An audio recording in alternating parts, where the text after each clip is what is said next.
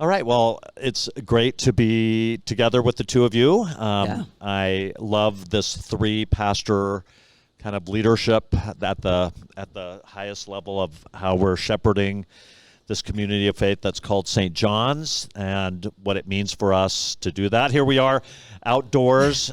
We're unmasked, but feeling good about being outdoors. A little chilly, wouldn't you say? It's a little chilly. Yeah. For us East Coasters, it's like, okay, this is kind of getting towards winter. Like, it's California cold. Right. This is, Yeah, this is California freezing, cold. you two. This is freezing. Oh. but we wanted to, at this point here at the end of the church year, Christ the King Sunday coming this coming Sunday, about 6 days from the taping of this, to do some reflecting about what 2021 has meant, the last year of our life together as the church, and to do that in, mostly without notes. Some of us may put mine away. Some of us may have a piece of paper because we definitely don't want to forget to talk about something, but really a conversation about what this year has meant. So I'm just wondering if the first thing to talk about is kind of how are you guys doing? Where are you at in your directorates, your ministry areas, congregational life, Pastor John, outreach, Pastor Amy. I have mission, although we all work in all three areas all the time. We recognize that. So, Right. John, why don't you go first? Sure. How are you feeling about life in your ministry area and reflecting on the last year? Yeah, and it's funny to think about the last year is to think about the last almost 2 years, because of COVID. It's just affected so many things.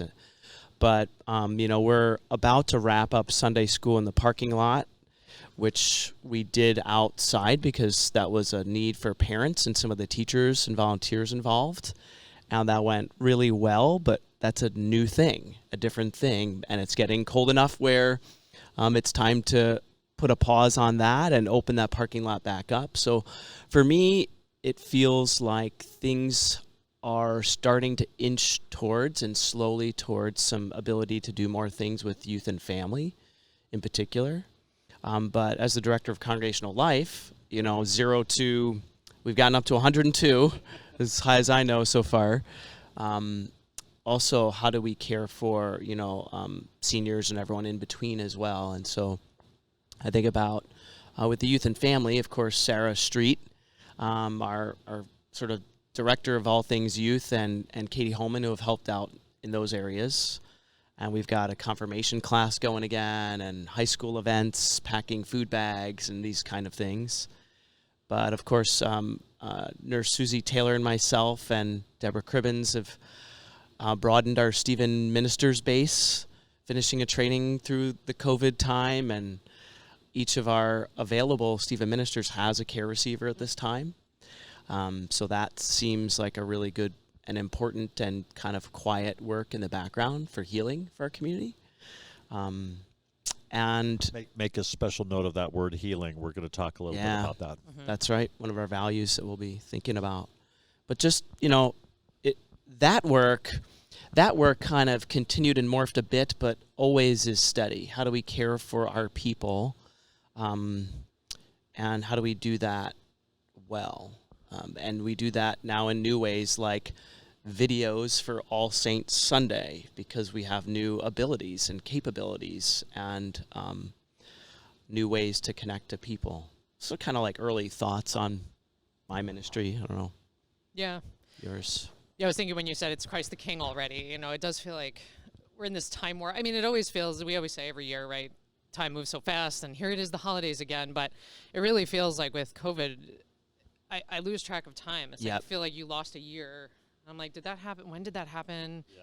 Because we've had to modify so many of the things that we used to do in normal ways. And, in the congregation care as well as outreach, like all of our ministries continued, but had to be always modified. And now this year it feels like can do some a little bit normal or a new normal, but it's kind of, we can do some of the things that we used to do.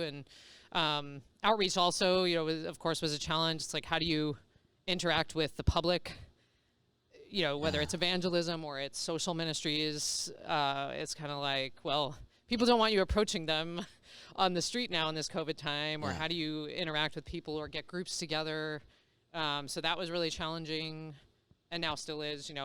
Can we do it inside? So we have to figure out how to do outdoor things. We did some like young adult gatherings in the parks and tried to use outdoor spaces, but and then of course the challenge that COVID brought in terms of increased need for unhoused people, which of course our ministries that Rebecca Turnbaugh and I do, working with unhoused folks. It was, of course, early on in the pandemic, we had shut those down. But then this year, in January, February, we started to open back up our Snack Stop ministry and see where our volunteers were at too, right? Because many of our people that served in those ministries were in the high risk categories before the vaccine. Right. And so as the vaccines came, people felt like, okay, I can start to serve again. I feel comfortable. And I think the ways that we were attentive as a church to doing things according to not only the health guidelines, but then also assessing, okay, here's the health guidelines, and how do we want to be as a church? And we were always just a little more cautious, or at least feeling like, what are our people ready for? Right. What are perceptions? Because that's important, like feeling safe. And so, working with volunteers and figuring out, okay, what will make you feel safe? So we modified things, doing distribution, not having people come in. And, we wrestled with like hospitality versus, safety. How much hospitality can we do and be safe, right? So, so we modified those ministries. And I think then as people got to serve, they felt more comfortable and they realized, things do feel safe here, and I feel safe serving, and guests feel safe coming in. And we did continue the respite, and that has grown. We've had like 70 guests. When we had the rain especially, people came in after that Sunday of rain, and that Tuesday we had Sunday, 72 people come through the respite, getting food and coffee just to warm up, and a place to even just to lay down and rest. They laying on mats and napping for that 3 hours, and so we've still been able to, even with the challenges and the unknowns, been able to do those services to neighbor as well. Yeah. It makes me think an area that all three of us work in very substantially, along with the director of worship and music, Stephen Johnson, of course, is worship. And does it seem like it was just 5-6 months ago at Easter that we came back together in that was our the first space time. for the first time? And you remember we decided that since the pandemic in its early stages at least was most threatening to older people, that we decided we'd invite Pastor John. I think you kind of knew kind of how we did this, but it was like we were going to have our we only could have so many people in the sanctuary at that time. So we said we're going to start and work backwards. Do you remember how we did that? Yeah. I actually remember you saying that a member in their 80s, called you heartfelt and said, I don't know, this could be my last Easter. Yeah. And so we really thought through what's the right way to do this. Yep. And I think one of the things St. John's did well was not rush, but do things metered out and with care and connection to the county health advisory folks. So yeah. Well, and I was going to say with that Easter service too, just knowing that some of our members, they knew that this would be their last year. Some had some diagnoses that they realized, and we made sure that they were invited, even if they weren't in that age group. And and that's been the most challenging, I think, for us. How do you care for people in those life stages like death and sickness? Yeah. And when you can't visit, or you're not sure if you can visit, and it kept shifting over the year. It was like, okay, for a small window you can visit, and then it's like, oh no, now you have to shut it down again. And so, we were just trying to do that pastoral work with people that's so important. And like you said, Pastor John, we modified All Saints and things so that we could actually see the people we had missed. Gone during this year, when we didn't really get to see them as a community and really process and have closure. Yeah. And, it all happened, as you said. We kind of did it in stages, coming back together, and I think very safely. One other thing I've noticed is people are really starting to come back now. Yeah. And I think once they come back after someone told me this last Sunday, a couple said, we haven't seen you in person in 20 months.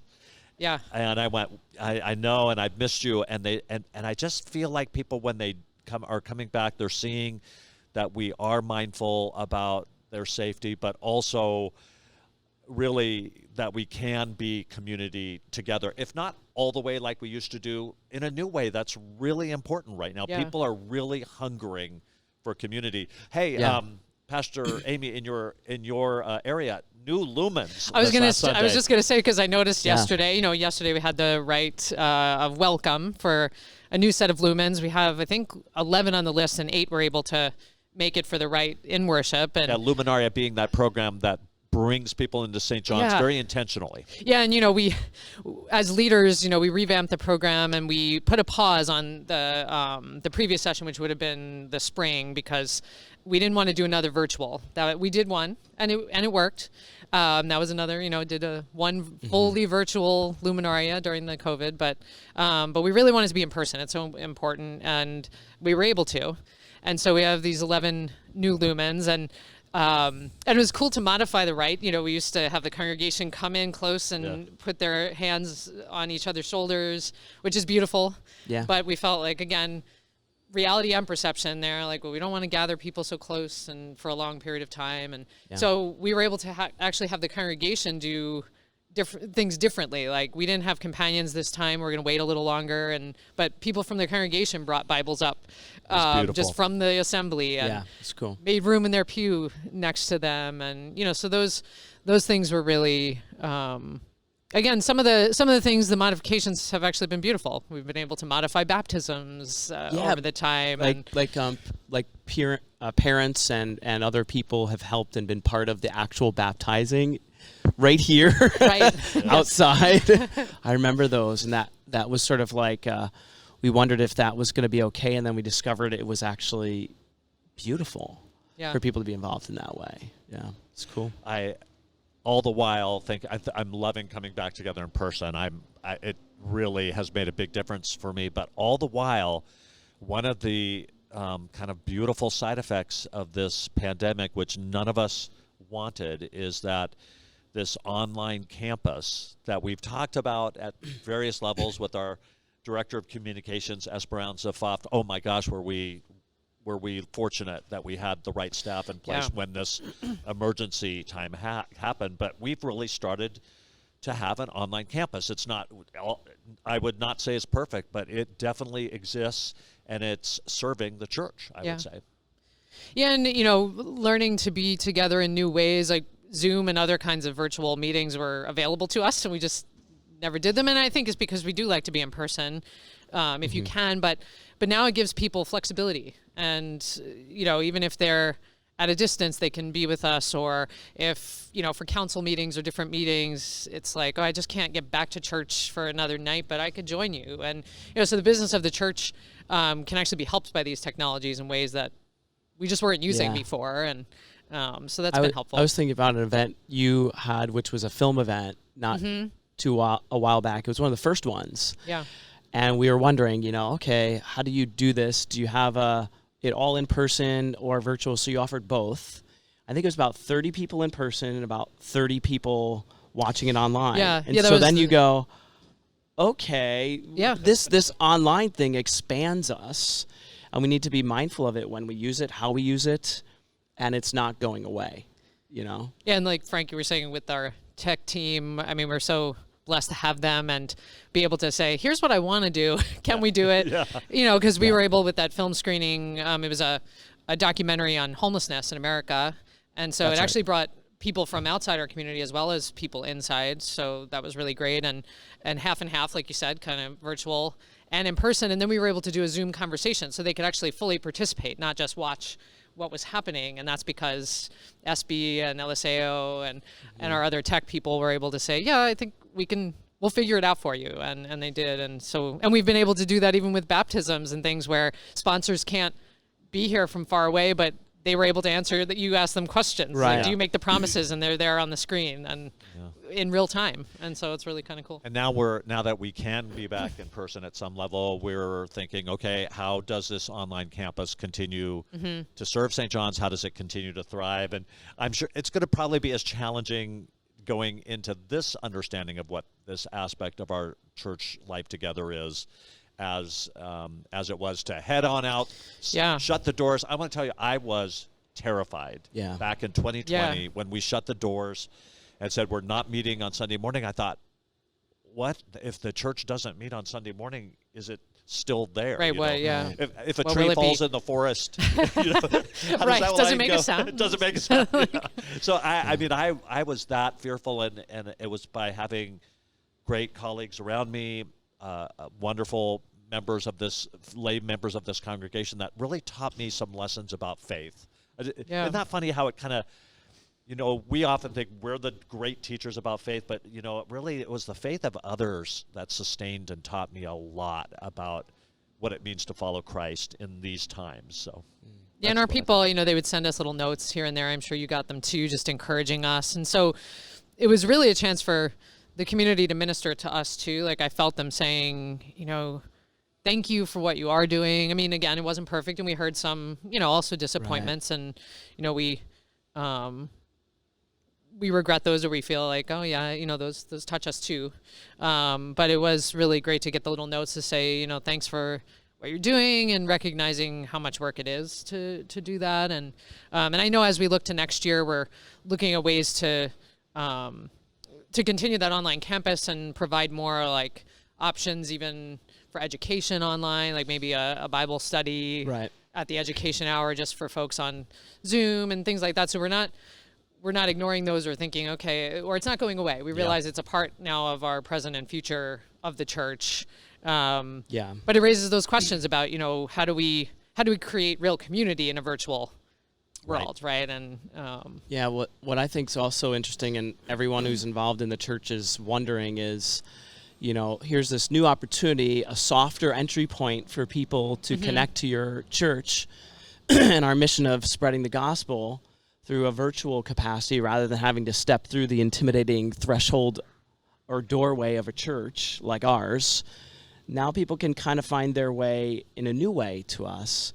But then how do you transition them from that maybe first virtual experience to an in-person experience? And it's possible because I heard that almost all of our current lumens, found us first online. yeah. And you know, the other thing that I was thinking of, as you were saying, is thinking back through this kind of time of pandemic, we all struggled at times. Just the three of us, but our whole staff, we all had weeks where one of us rose and was the hope for the others, and other of us were sinking. You know, I remember first doing Zoom school with my kids and just the struggles of that. Yeah. And it sort of drew us together. And I think overall, you know, we wanted to be caring for our people because we knew they were struggling, yet it had to be this mutual care because we're real humans too, and we had our moments. But you sensed there was like a common tie in that. And I think one of the big lessons of the pandemic for all of us is what's most essential, what's most important. And one of those aspects, certainly for me, is my faith life and inviting other people into that. you're making me think again about the values. So I'm just going to bring that up right now. When you were speaking, Pastor John, I was thinking, gosh, that's all around a faith life that incorporates this understanding of humility, that we're not always the strong one. Right. Right. In fact, in the shadow of the cross, we're never the strong one. We are the ones that come there and receive what we need. And so before we went into pandemic, the council in its wisdom had put together a really fine small group of people to think about our mission, vision, and values. I'm just going to say names, in addition to the three of us, Steve Schaff and Andrew and Ashley Ford, and we worked very hard on this. And then pandemic hit, and we tested all the things we were thinking about in terms of mission and vision and values by that experience. And we have come out of it, and the council has approved, first of all, that our mission statement that we've had for many years still holds a great power to live God's love in the world. I've been around a lot of organizations and had a lot of mission statements, and none of them have a mission that just it inspires us. And so that continues, but Mm-hmm. around some different values. I'm going to say one, each of you can say another one, but that expansiveness, this expanding understanding of God always broadening us and our capacities. Expansiveness is a work that's been happening at St. John's as we've welcomed into the church over the last decades groups of people that the church used to say, you do not belong here. Yeah.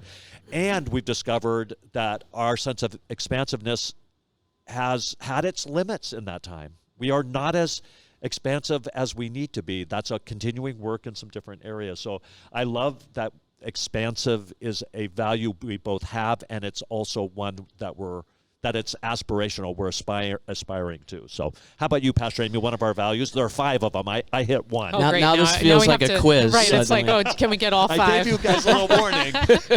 I've got all 5. But I think it is important what you just said, Pastor Frank, about these values are all both true of us, but also aspirational. So there's has to be Right. growing edges and challenges for us. I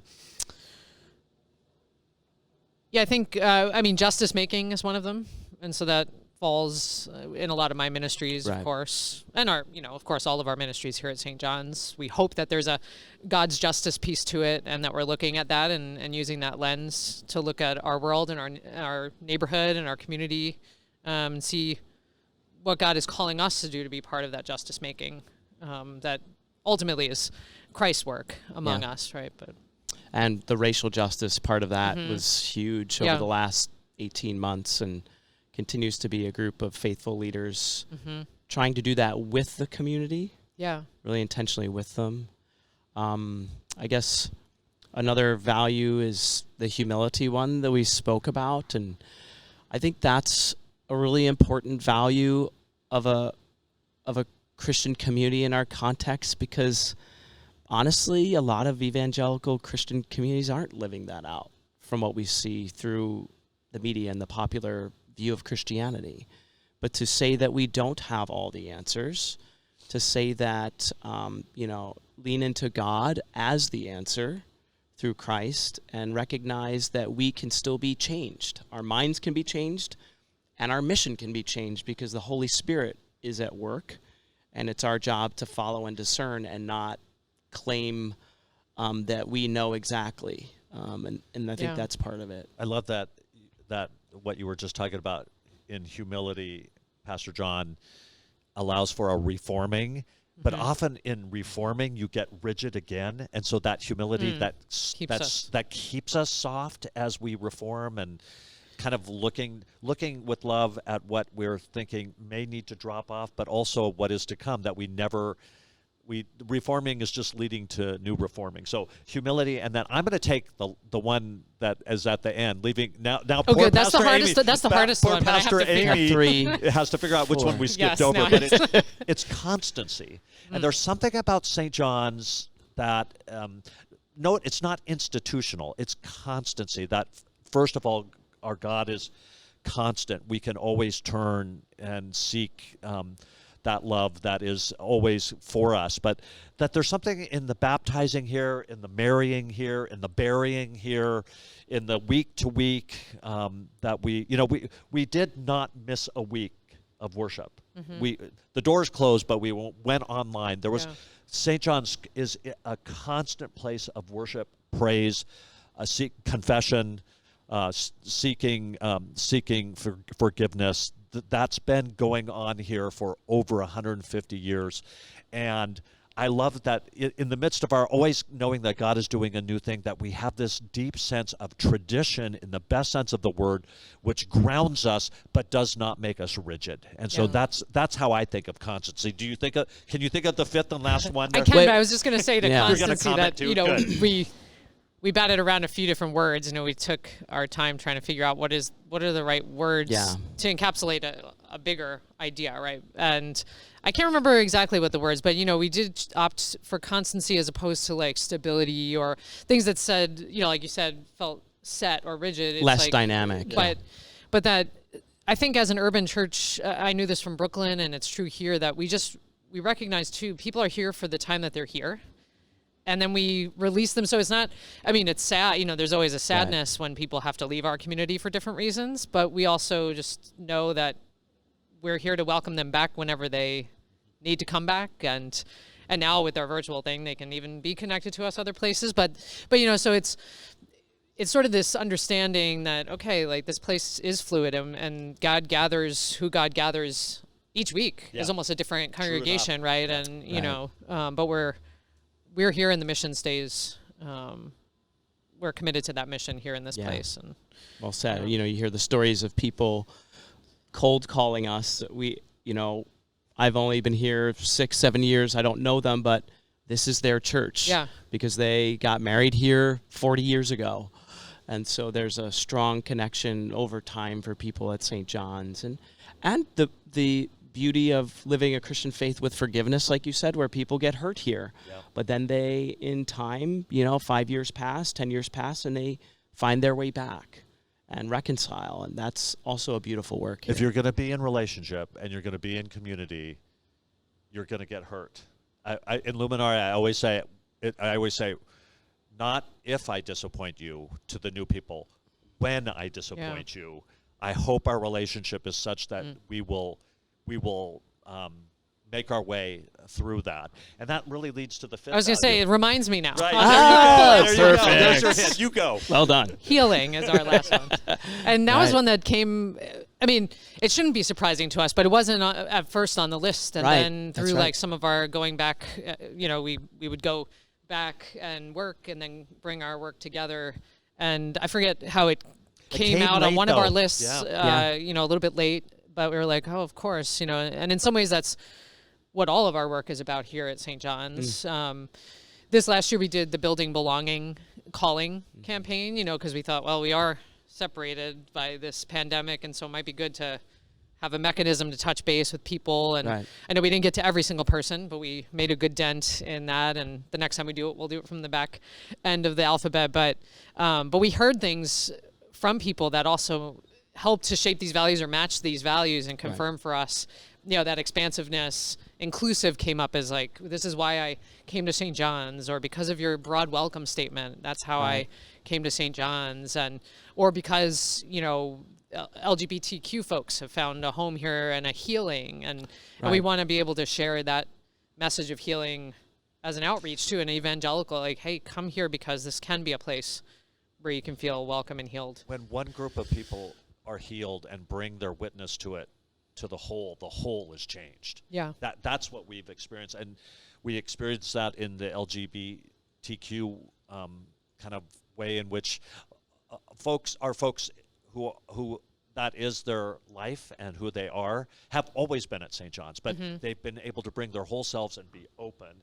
We're really hoping that St. John's will find that sort of healing and hope around racial diversity in ways that haven't happened quite as easily, amazingly. Who would have thought that would have been harder, but it has been harder for St. John's, and that's a work we are really asking God to make us humble enough so that work can happen at St. John's in these next years while we're here. So, interestingly, just to finish that one segment out, we decided not to kind of put in a firm way a vision, a statement of a vision, because we want to do some more strategic planning, working with our mission that's lasted now for over a decade, and these new values. We think that with some strategic planning, this vision of the church, of this community that God is calling us to be, is going to come clear in with a sentence or two. But we didn't want to rush it. There was enough time that had passed since we'd gone back to the congregation that we thought, let's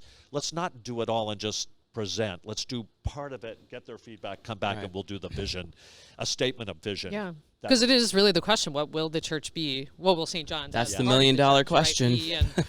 And really, the church, capital C, like all of church throughout the world has changed, and what will the church with a capital C be, and what will St. John's be? And that's part of the vision that we need to discern together.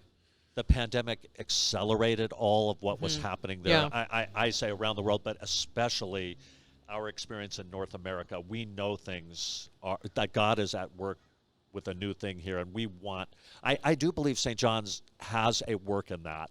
Yeah. And I want to be a part of that. I know you too as well. I hope our people do. So Yeah. Yeah, it's going to be interesting. If we knew the vision of the future of the church, we'd be ahead of everyone else. I used to joke with people who would talk about visions of worship. And now, Pastor Amy, try not to roll your eyes at me. But if you Okay, do, well, sometimes it's automatic. You I can can't. forgive her. You can forgive her because about what I'm about to say should have eyes rolled at me. But I used to joke like, I can't imagine what church would be if an offering plate is not passed. As you heard me say about We haven't because passed I lacked imagination. Guess what? We haven't passed it We in haven't passed it in 20 months. 20 months. Our good people work very hard to make sure that there's a strong financial foundation in this place. We're in the middle of a general fund campaign. I pray that that's going to continue. We all need to grow in that. But I'm not really talking about money. I'm just talking about I need other people around me to help me see where God is leading us. Right. And you two especially, but every single staff person at St. John's, every single member And our and members, friend at St. John's. So. And, you know, that shows a commitment to this mission and that people do believe in it and they love this community. And you can feel that. And some of those indicators are giving and other ways. But there's a major investment of people here. And I say that the thing that makes St. John's special after being here about 14 years is there's a large group of people that are taking very seriously what it means to follow Jesus. Mm-hmm. Yeah. And I'm interested in being a part of that. I know you are too. So Definitely. That's what's great about St. John's is people are genuinely trying to live God's love in the world and making mistakes and trying to do it with some humility, but attempting that almost unreachable goal of trying to do that. And that's exciting to be a part of. So, I mean, thank you to our people. Yeah. Thank you for being part of a community where, you know, as a young pastor, I get to be with people that I want to be a Christian like someday and get to minister with the people. Yeah. well, here's to living God's love in the world in 2022. amen. Yeah. Thanks for this conversation. Yeah. And Christ the King Sunday, Reign of Christ Sunday this Sunday, end of the church year. It's going to be fun. Here comes 2022. Yeah. All right. Thanks, you guys. You bet. Thank you. Blessings.